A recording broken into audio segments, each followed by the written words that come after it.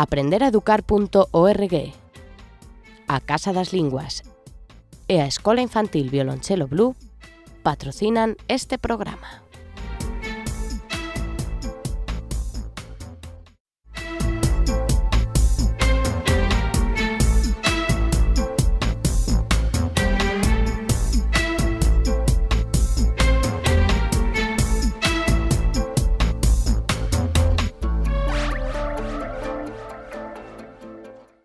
Voltamos con Escola de Pais. Regresa a parrilla desta canle Escola de Pais, o programa que se ocupa da educación dos máis pequenos ou dende que son moi pequenos os cativos ata a súa adolescencia, porque a verdade é que o abano é moi amplo. Voltamos con Escola de Pais, nesta parrilla, nesta grella, esta Escola de Pais, ten que estar o meu carón Concha Laviz. Benvida, Concha. Hola, ¿qué tal? Imos pelexar Encantada. pouco, non? Bueno, vamos a hacer un pacto de tratar de no pelear o pelear lo menos posible, pero seguro que nos lo saltaremos, porque Seguro. Ya sabes que una... Pero ao final non son pelexas, son diferentes opinións. Es que en las diferencias de opiniones se adquiere conocimiento. Por lo tanto, a mí me encanta discutir. Sí? Claro. Sí? No, es real, lo pienso, ciertamente. E a mí ás veces pódeme a vena da televisión e para darle un pouco de vidilla a isto. Claro, es que a ti te gusta el show televisivo. Efectivamente. Eres un artista y por lo tanto tienes que mostrarte como tal. Faltan máis escaleiras para ser un artista.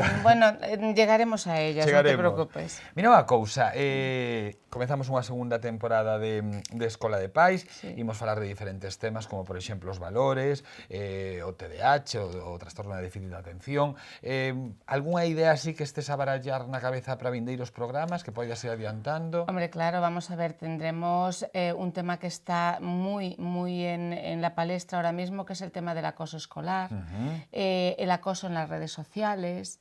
Vamos a tratar también las conductas o los problemas de conducta que tienen los jóvenes.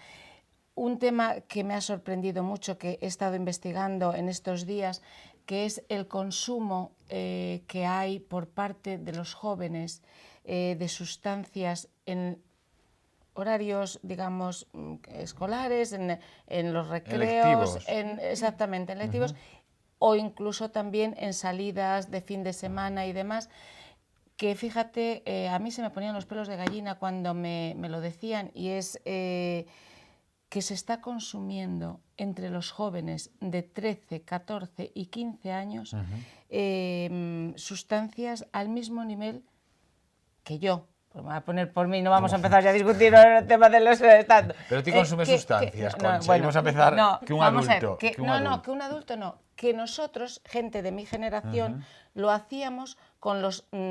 puedo decir marcas de pitillos, es decir, Ducados, que era lo que fumábamos en los 13, 14, 15 años que comenzábamos a fumar. Nosotros fumábamos, ¿vale? Bueno, pues eso, el típico Ducado o los celtas que había. Bien, pero ahora lo que se está fumando son sustancias tremendamente aditivas y que esa adicción puede provocar trastornos neuronales muy importantes en las edades en las que estamos hablando. No es lo mismo, aunque también es una sustancia tóxica y nociva para el organismo, no es lo mismo el tabaco que el hachís o la marihuana. Esto chegará... Hablaremos de ello y traeremos aquí a personas expertas en la materia y también a profesores pues, que de alguna manera conviven con ello más de lo que quisiera. Isto chegará en vindeiros programas, pero hoxe temos un programa por diante, non é un programa de presentacións, é un programa xa con temas e con convidados que teñen moito que contar. Como dicía, o meu carón está Concha Laviz, que é a directora da Escola Infantil Violonchelo Blue. Benvida, Concha, de novo. Temos a Cristian Miller, que é o responsable da Casa das Linguas. Benvido tamén, Cristian. Hola, buenas tardes. Con este nome xa sabemos que non eres de aquí. Bueno, pero quién sabe por qué no está el segundo apellido. El segundo apellido sería Castro. Vaya, Miller Castro. Miller Castro, co cal a combinación está medio camiño, non? Entre, supoño, Inglaterra, Reino Unido e... No del todo. Non del todo. Despois contarásnos cal é a orixe. Tamén teño o meu carón a Montserrat Álvarez Rodríguez, que é a presidenta da Federación Galega de TDAH, que se llama FEGADA, Benvida, Montserrat, e a Cristina Gerpe Calvo, que xa estivera aquí noutra ocasión, ou nalgúna outra ocasión, que é psicóloga de aprenderaeducar.org. Hola, encantada. Benvida. De volver. Pois si vos parece, un pouco por deferencia a anfitriona sempre desta mesa, comenzamos a falar do que facedes cada un de vos, que estades moi relacionados co mundo da educación e co mundo dos cativos, pero se vos parece comenzamos por Concha Laviz. Violonchelo Blue, falamos dalgo nalgún momento no pasado da escola, estades en Bertamiráns. Estamos en Bertamiráns, en Paseo Fluvial. E o de Violonchelo Blue non é un nome simplemente bonito. A música ten moito que ver na educación nesa escola. Primeiro as idades, para que a xente... Sí, estamos en edad de 0 a 12 años, 0-3 en lo que es escuela infantil y el servicio complementario, que es de 3 a 12 años. Lo hemos alargado hasta esa edad pues por dos razones fundamentales que seguro que Cristian va a entender. Por un lado, porque nosotros somos escuela trilingüe, es decir, aplicamos inglés, castellano y gallego, pero cuando los niños dejan la fase de primer ciclo de educación infantil, pasan a ese segundo ciclo y lógicamente lo que es la enseñanza de la lengua inglesa, por ejemplo, o de música, pues está como en un plano más secundario, ¿no? Y si hablamos de música últimamente en lo que es en lo que es segunda etapa y lo que es primaria, bastante más relegada todavía. Entonces, todos los conocimientos que adquieren de 0 a 3 años y los que debieran de adquirir de 0 a 12, que son fundamentales para su desarrollo evolutivo y para tener un mejor conocimiento y desarrollo posterior tanto en el lenguaje como en música, es precisamente en esa edad de 0 a 12 años. Dicen los expertos que todo lo que no se recoja en ese intervalo no se podrá después desarrollar adecuadamente, ni adquirir tampoco adecuadamente. Entonces, nosotros lo que pretendemos es una escuela diferente y diferenciada. Es una escuela de puertas abiertas donde los padres pueden acceder a cualquier espacio está en permanente inspección por parte de los padres.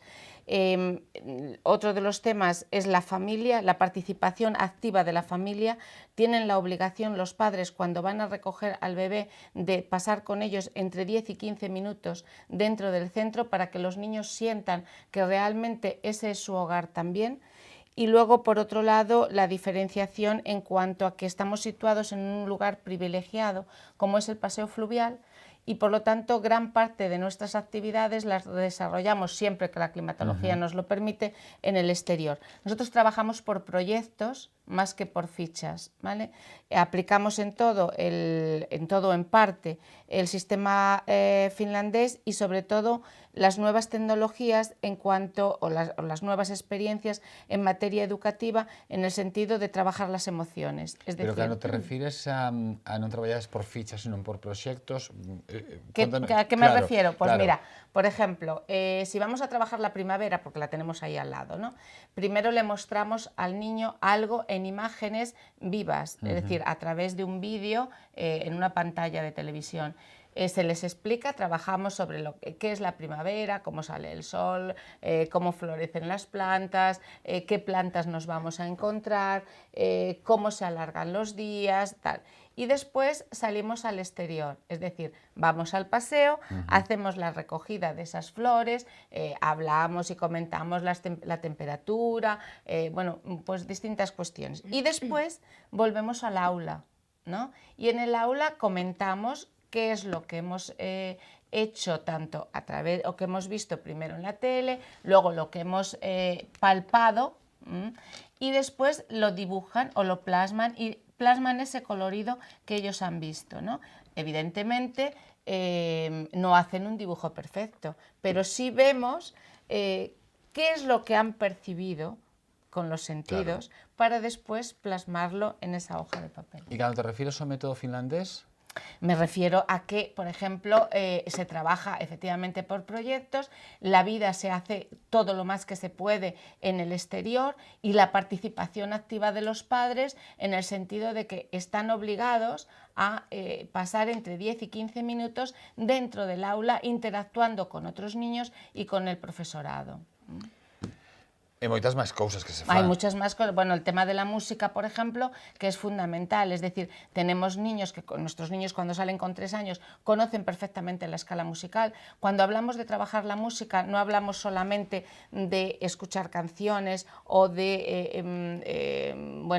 tratar de hacer juegos, sino que es un poco todo. Es decir, es baile, es armonía, es ritmo, es tocar los instrumentos. Empezamos con lo que es percusión, porque es lo primero, es decir, a esa edad es lo primero. Después llevamos cuerda, van conociendo los distintos instrumentos porque cada mes tenemos un concierto con un instrumento diferente. Y aparte eso les permite educar el oído, Cristian de eso seguro nos lo va a decir después, para acceder mejor a los idiomas. Es decir, cuando la música la percibimos y educamos el oído en las distintas fonías, después nos es mucho más fácil asimilar otras lenguas que hablan en unos registros diferentes al que trabajamos habitualmente, como es el castellano, ¿no? O el gallego. Montserrat, ou Monse? Monse. Monse, a xente chamate Monse. Monse, TDAH. Isto é o mesmo que trastorno de déficit de atención, é o mesmo que hiperactivo, porque, bueno, hai como unha mezcla estrana, non? Que a xente, digo, unha mezcla na sociedade, que non entendemos moi ben. Sí, es que yo creo que realmente está mal el nombre. Es decir, siempre lo comentamos esto, ¿no? Hay 3 subtipos. Puede ser trastorno por déficit de atención con o sin hiperactividad. Y dentro de ahí sigue habiendo diferencias, ¿no? El inatento, el que tiene la hiperactividad y la inatención, o solo el que tiene inatención o solo el que tiene hiperactividad. Se hai unha federación galega de TDAH, supoño porque hai moitos casos, ou sempre os houbo, é algo desta sociedade, antes non estaban diagnosticados, localizados, non sei moi ben cales son o xeito de referirme a este tema. Bueno, siempre lo hubo. Porque esto se diagnostica. Se diagnostica. Vale. A veces preguntan, es que no hay una prueba clínica, es decir, cierto, pero como tampoco la hay para la bipolaridad o para la depresión o la ansiedad, es decir, es un diagnóstico por observación y por una batería de test, que es que cuando un niño o una persona adulta sufre TDAH, se demuestra que tiene TDAH. E isto a que idade se pode comenzar xa a percibir? Es que hay que saber diferenciar, porque de ahí vienen muchos de los problemas con respecto a lo que es el TDAH y los falsos mitos de que no existe, de que ahora todos los niños son TDAH, entre un 5 y un 7% de la población lo padece. Esos son estudios que se han realizado a nivel mundial, que están más que contrastados. Es una de las patologías mentales más estudiadas a lo largo de la historia, por lo tanto, bueno, hablar de que es un invento es un absurdo. Bueno, partiendo de esa base hay que saber diferenciar entre lo que es un niño inquieto, que los hay terribles a veces, ¿no? De lo inquietos que son o de lo movidos. O de toda a vida. Exactamente, que no tiene nada que ver con un TDAH, es decir, si esa actividad excesiva no tiene una repercusión negativa en su vida, no tiene el trastorno asociado. Vale, ¿cuándo nos damos cuenta como padres de que eso ya es algo más que un niño movido o un niño caprichoso o un niño mimado? Cuando tiene una afectación a nivel educativo, es decir, en el cole, cuando sus resultados académicos no están relacionados con su capacidad intelectual. Es un niño que no tiene problemas intelectuales o que ves que no tiene un problema de comprensión a otros niveles, ¿por qué a nivel educativo empieza a tener tantos problemas? Yo hablo, por ejemplo, de mi caso particular, porque que es un poco el mismo que pasamos casi todos, o un porcentaje muy alto de los padres que tenemos niños con TDAH. Sabes que el niño es distinto, que es diferente, que se porta diferente a los otros niños. Porque ti como comezas a notalo? Porque avisan da escola ou porque xa o ves ti no día a día? Bueno, yo creo que los padres sabemos cuando somos capaces de percibir, sobre todo las mamás que estamos muy en contacto con ellos, ¿no?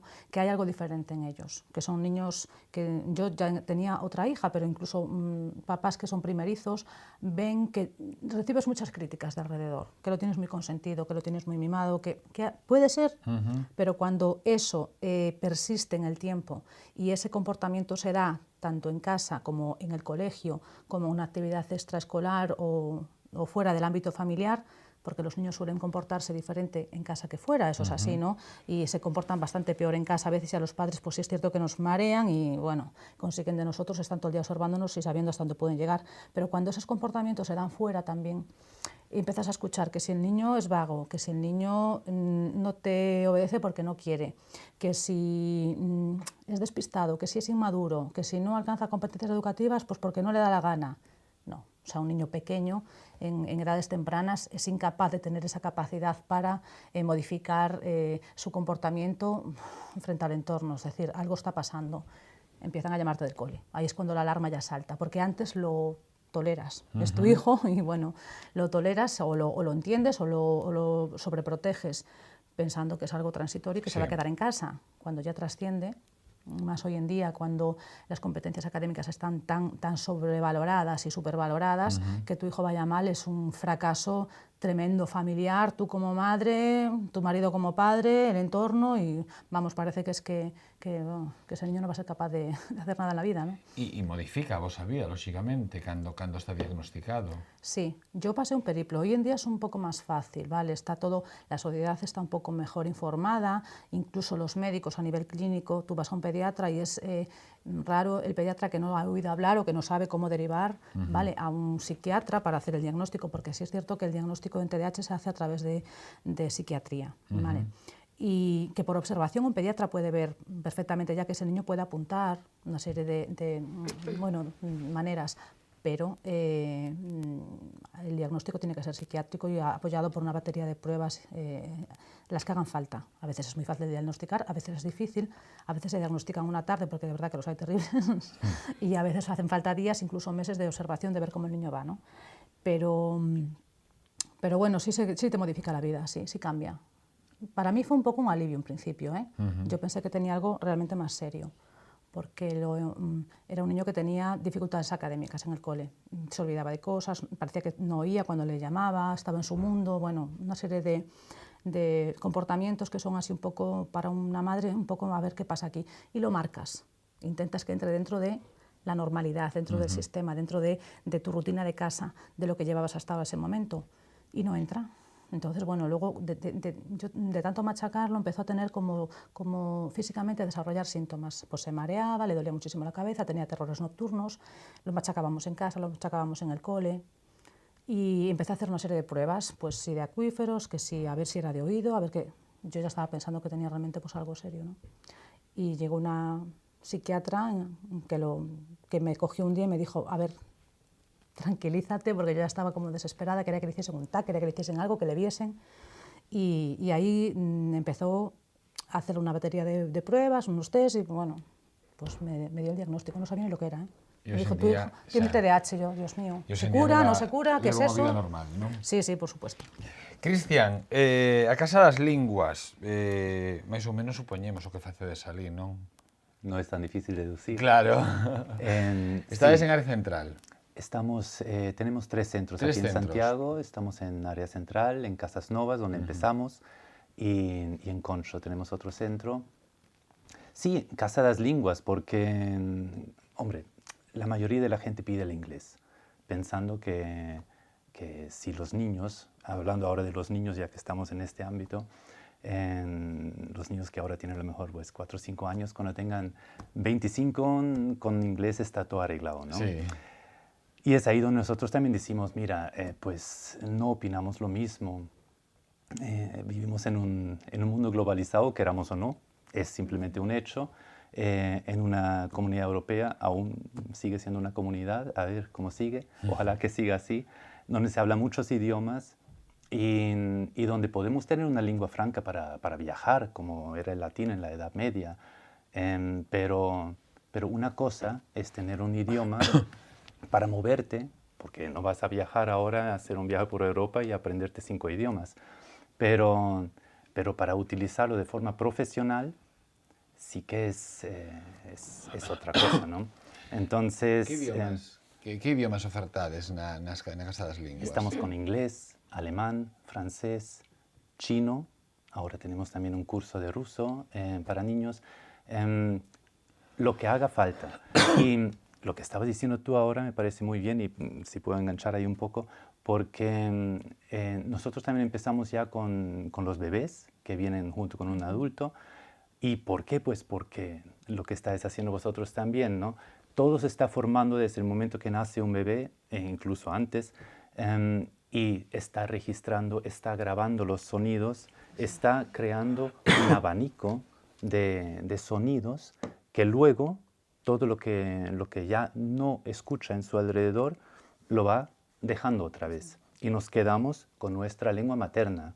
Entonces es obvio que si este abanico es más amplio, es decir, si tiene la posibilidad el niño de grabar más sonidos en su infancia, hasta los más o menos 12 años, que es cuando termina esta capacidad de aprender cualquier cosa de forma natural, pero un idioma o 2 o 3 o 4 también. Yo cuando le digo a la gente, pero es que los niños podrían aprender tranquilamente 4, 5, 6 idiomas. Y me dicen, vamos a ver, no exageres, ¿no?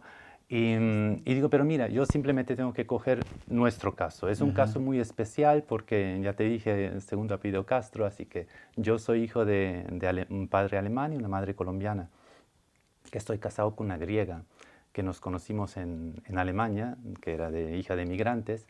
Entonces nuestros hijos se criaron, bueno, vinieron aquí cuando tenían 2 y 3 años y hablaban alemán y griego. Luego aquí vinieron, entraron a una guardería y aprendieron español, pero en un plis-plas. Eso fue en Navidades, entraron en septiembre y en Navidades ya estaban cantando villancicos. Y a finales del año ya hablaban como los demás niños. Pasaron luego a un colegio público y empezaron con el gallego.